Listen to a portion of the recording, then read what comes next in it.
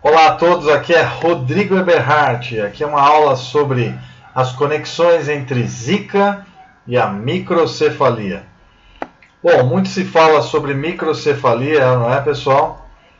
E como ela surgiu. Primeira coisa que a gente tem que pensar é que à medida que os estudos avançam, acumulam evidências de que o vírus atinge o feto de gestantes e causa lesões no sistema nervoso central, diminuindo, por exemplo, o tamanho, tá? O tamanho do encéfalo. Aqui nós vemos alguns vírus Zika infectando o tecido nervoso.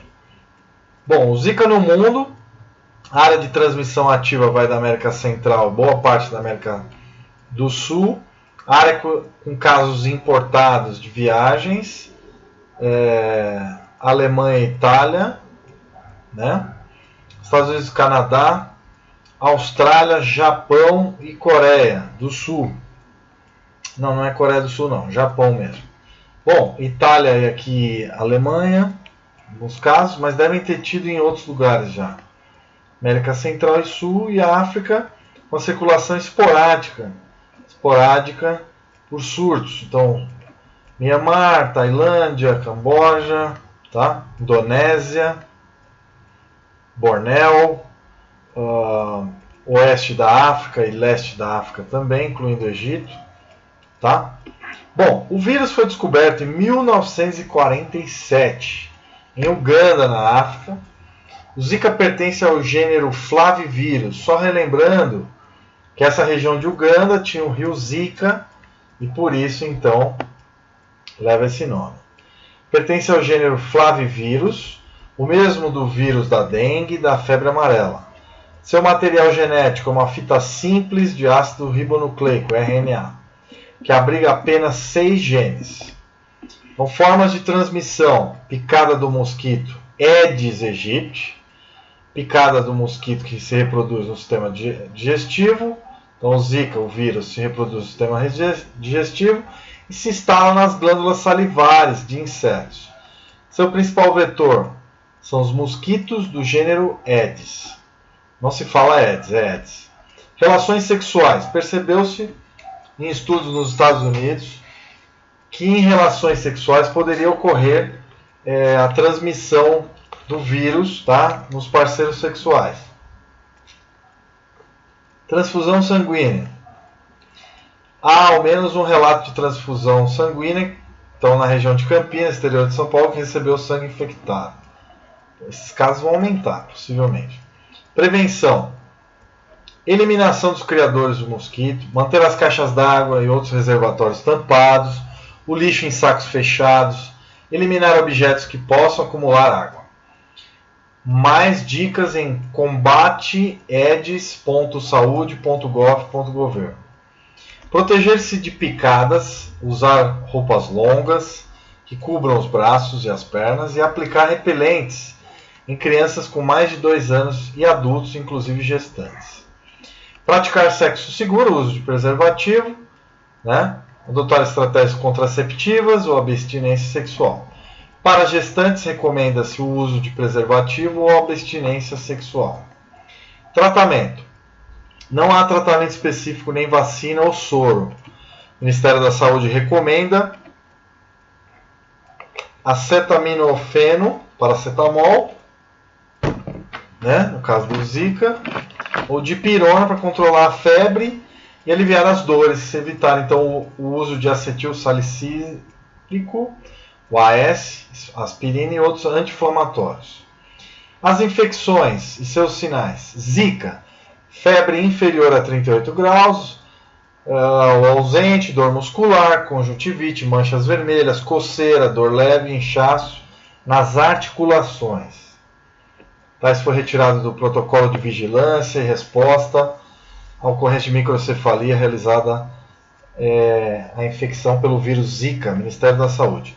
E o chikungunya, quer dizer, dobrar-se, né?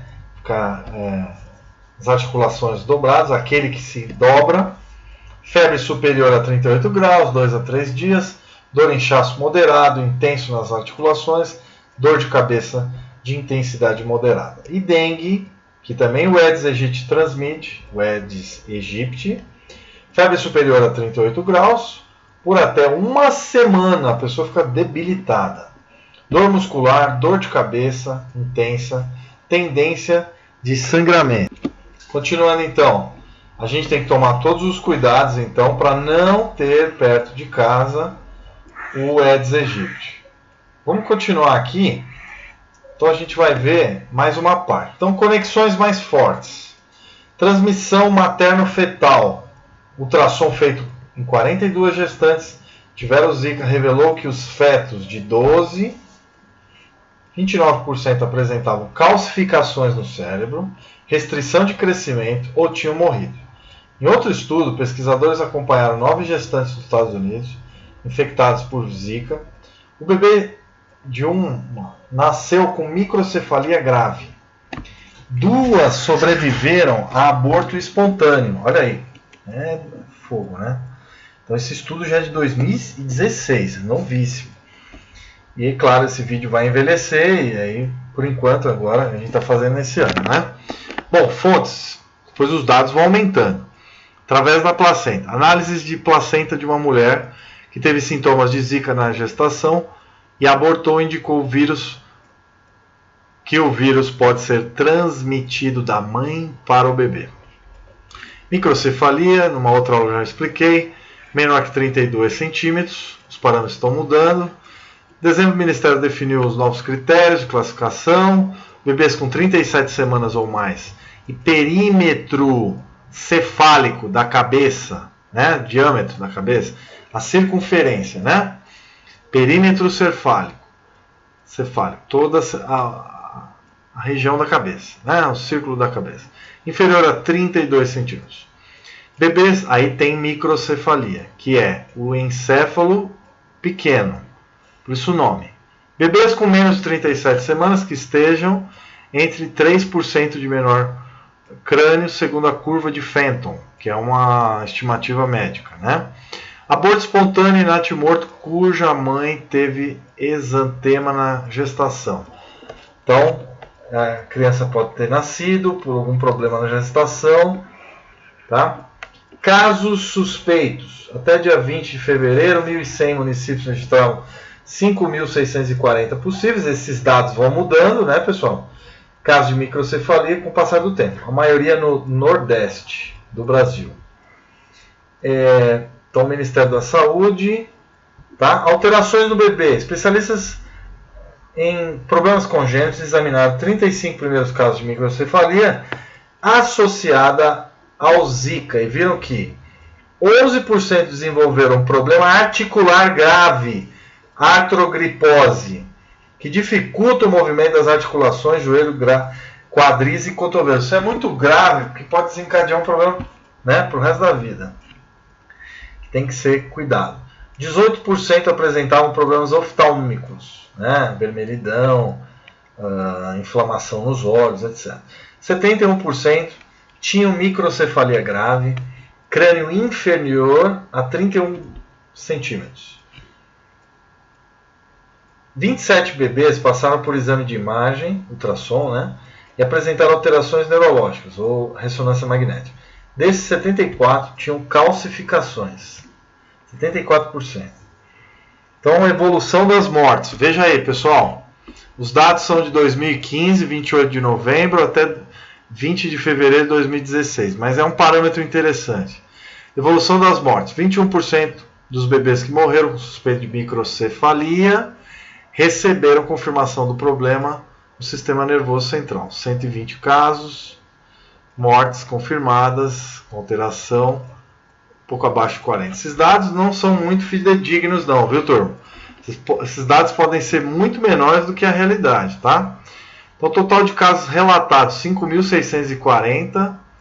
73% dos casos suspeitos de microcefalia continuavam em investigação. 73% desses casos, tá? Então, o problema pode ser bem maior do que parece.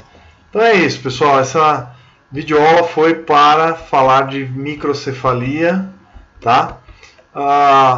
Os casos de microcefalia, por exemplo, entre 16.200 recém-nascidos na Paraíba, um outro estudo aqui, 2% a 8% podem ter problema. Casos graves aumentaram no fim de 2015. Coincidentemente, os casos de Zika aumentaram. Só que a gente ainda não tem os casos todos, que a identificação necessária precisa de um método para você verificar o RNA e o DNA, né, o PCR. E ainda nem todos os hospitais têm isso, tá? Então, ó, grande, pequeno. Aqui é a curva normal de tamanho, né, do encéfalo das crianças, tá? Com o tamanho ligado aos centímetros da cabeça. Então, a média de 34,5 centímetros ou mais. E os casos menores estariam indicando microcefalia. 2,3% dos bebês brasileiros nascem com a cabeça medindo menos de 32 centímetros. Beleza? Bom, e queria mostrar essa foto de um estudo mostrando então o vírus atacando o sistema nervoso, né? Esse vírus aqui atacando então o sistema nervoso, é importante que vocês saibam disso. É uma realidade, um mosquito que ninguém quer ter em casa, né? Com 60 anos ele já é conhecido e a gente ainda tem incertezas sobre os casos de microcefalia. Beleza, turma?